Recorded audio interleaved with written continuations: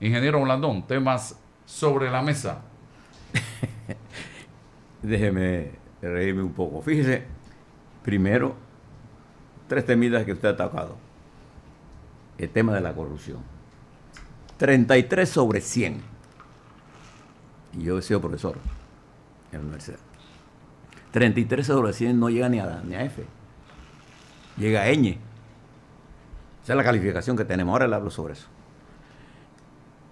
Escuchando el diálogo que se estaba dando entre la diputada y el señor viceministro, no conozco al señor viceministro. Tampoco tiene No tengo referencia de él. referencia de Pero tampoco. conozco a la diputada. Pero le voy a dar un consejo a los miembros del Ejecutivo.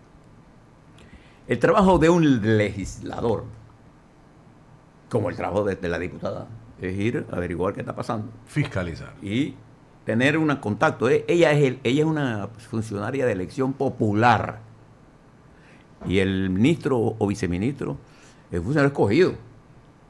Ella tiene mayor validez, Legitimidad. política y ella representa a la gente del pueblo. Ella lo representa a todos nosotros.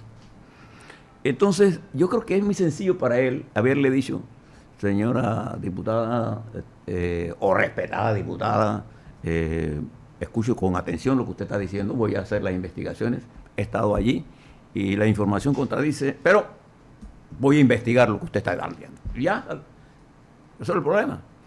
Ella lo que le está planteando es una cosa que ella escuchó, que ella vio, que ella miró.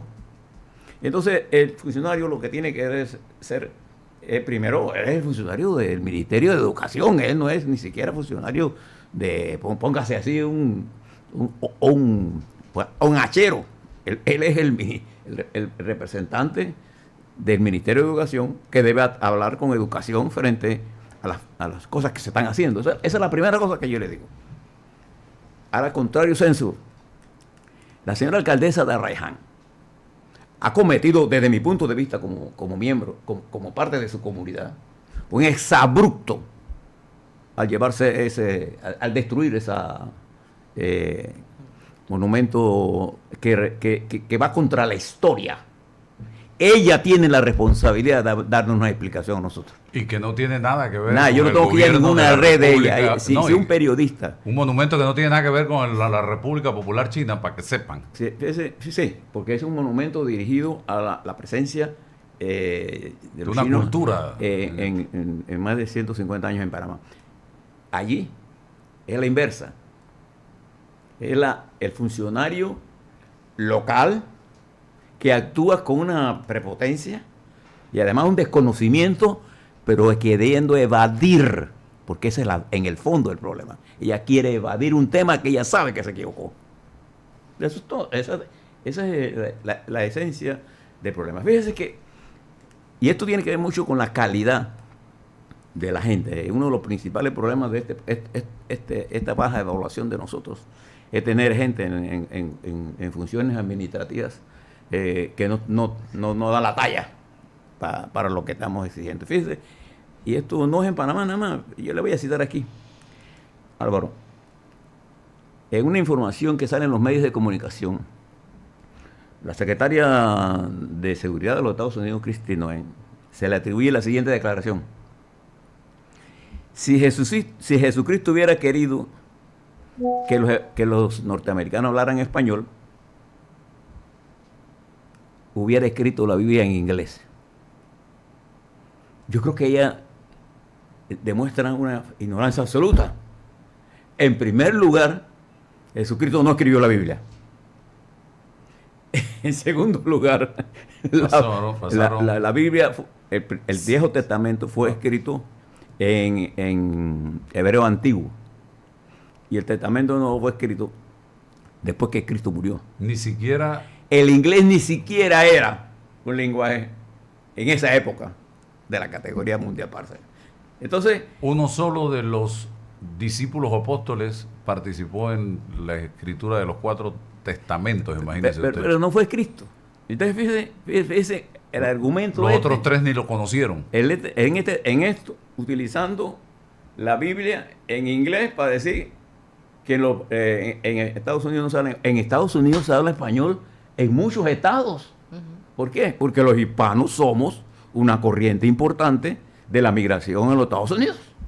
Igual que en el este de los Estados Unidos se habla francés, se hablan otros idiomas, pues. Entonces, uno debe mirar las cosas y tener una preparación para esto. Y estos entrenamientos dirigidos a la formación de los docentes deben tener no solamente el espacio, sino deben tener el aspecto. Para educar, uno tiene que tener primero una vocación y dos, entender a quién yo estoy llevando a educar. Si yo voy a llevar a alguien a educar y voy a pasar mediodía con ellos, tiene que haber alguna forma de que ellos coman. Uno de los grandes problemas que tiene la educación panameña es aquellos niños nuestros, que son importantes la cantidad, que van a las aulas de clase con hambre, porque ni han desayunado bien, ni almuerzan bien. Entonces ese es un problema para aprender. ¿Quién puede aprender con hambre, Álvaro? Nadie. Ni el niño, ni entonces, el docente. Hay una tendencia en materia educativa a querer rechazar el argumento sin escuchar el argumento. Y yo le quiero decir a los miembros de la dirección del Ministerio de Educación que un argumento vale independientemente de quién lo emita. El valor del argumento está en su argumento. A diferencia de una declaración, que es lo que hace la mayoría de ellos, depende de quién me lo diga. Entonces, cuando está en los medios, uno sabe entender una cosa y la otra. El argumento es el argumento.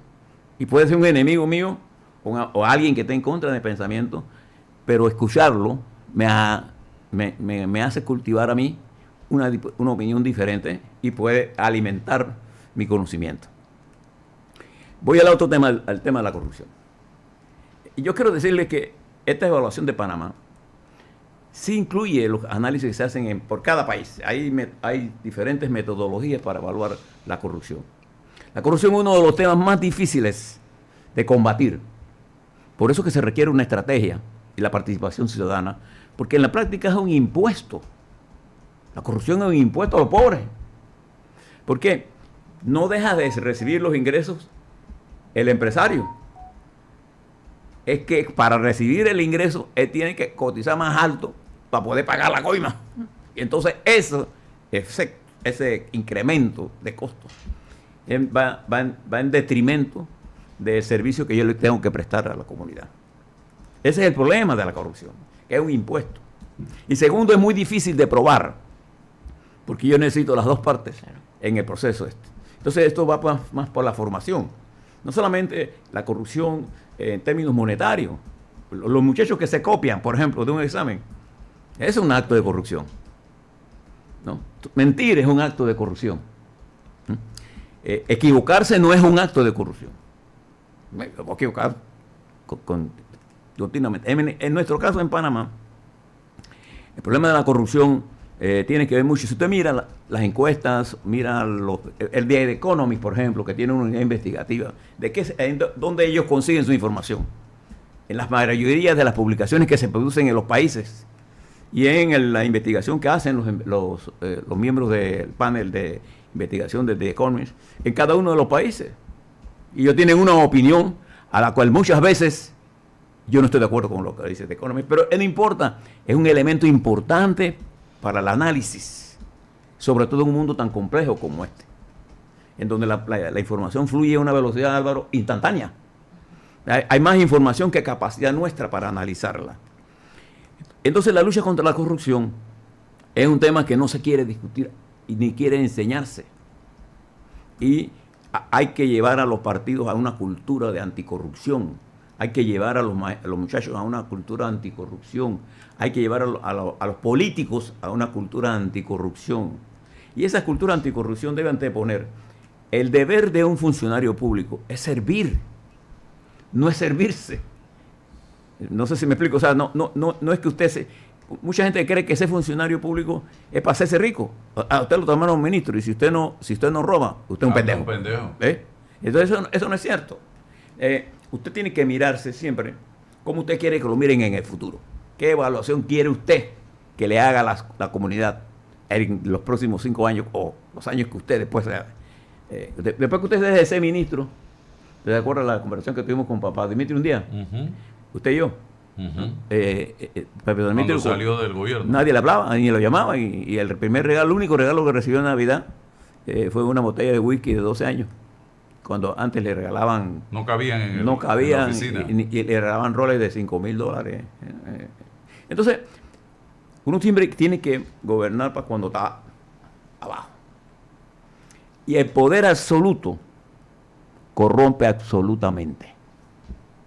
Si yo entiendo esas cosas sencillas, puedo entender por qué la corrupción es uno de los temas más importantes en el debate en Panamá. Porque además le hace daño a la democracia. Pero igual a la democracia le hace daño la información falsa. La información falsa también produce un daño a la corrupción. Fíjese, le voy a dar, y termino aquí esto. Yo estudié mucho el fenómeno en Venezuela. Primero porque Venezuela es un país amigo nuestro y yo siento por Venezuela un cariño especial por el papel que ese país jugó en la lucha de liberación nacional de Panamá por los tratados Torrijos-Carter. Y fíjese quién destruyó la democracia en Venezuela. Los medios de comunicación inventaron una campaña grosera contra Carlos Andrés Pérez, recuerdo, que lo acusaban del problema del Caracazo, ¿se recuerda? Y él apenas tenía 2 meses de ser presidente de la segunda vuelta. Entonces montaron una campaña que llevó a Chávez al poder. Lo convirtió en un mesías. Sí, la corrupción es un elemento que lucha, que va en contra de la democracia.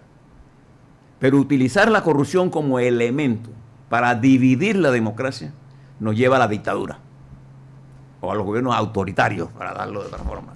Y lo que hace es cambiar un mecanismo de desarrollo. Yo no conozco ni un país que se haya podido desarrollar más que los países democráticos. Los países autoritarios, mírenlas nada más, para que ustedes por dónde van. Entonces, producen algún cambio en corto plazo, pero la permanencia en largo plazo hace que el gobierno se vuelva corrupto absoluto. Entonces creo que es importante combinar la lucha anti la corrupción con información exacta de lo que está ocurriendo. Y hay bastantes elementos, Álvaro, para demostrar que nosotros no hemos avanzado, Panamá, en la corrupción. Y fíjese que Panamá es un país con una gran perspectiva en el mundo. Nadie en el mundo puede decir de nosotros que no somos un país estratégico. Fíjese que se habla mucho más de Panamá que de toda Centroamérica junta. Y mucho más que de la mayoría de los países de América. ¿Cuántas personas usted oye hablar de Paraguay? ¿Cuántas personas usted lo ve hablar de Perú? Y fíjese, mire la corrupción en Perú hasta dónde ha llegado. El presidente actual de Perú, José Yerú, está acusado de nombrar a 5 mujeres con salarios de $3,000. Pero no es porque la haya nombrado, sino, pero fíjate cómo ocurrió.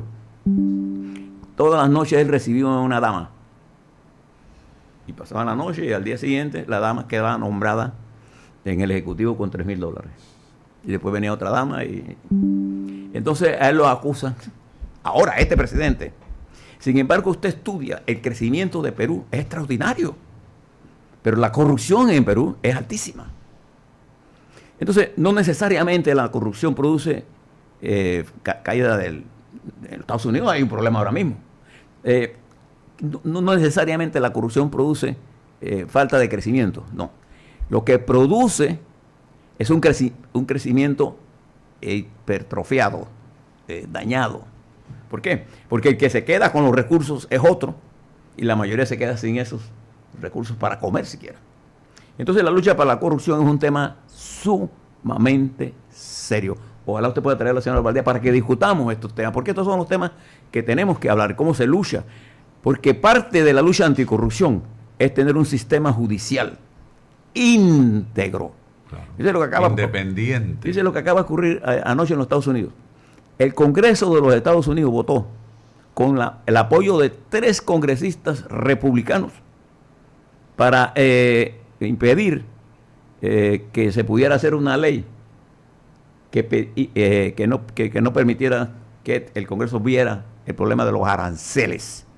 Y el Congreso, la Cámara de Representantes de los Estados Unidos ayer, 217 a 214, votó en contra de cualquier medida que tienda a no tener que discutir este tema. ¿Por qué? Porque igual que allá, aquí, igual que aquí allá, los arroceros norteamericanos están protestando por el arancel que le bajaron a a India, y que ese arroz de India está entrando al mercado contra el arroz de ellos. Entonces, estas son las cosas que a nosotros nos pasa igual. Yo creo que los panameños tenemos que tomar en serio la lucha anticorrupción. Es una verdad, una cosa que tenemos que atender en cosas primarias, pero atenderla como país, ¿no así? Y no utilizar armas como un elemento de arma política para hacerlo contra mi enemigo, pero no para hacerlo para mí. Bien. El día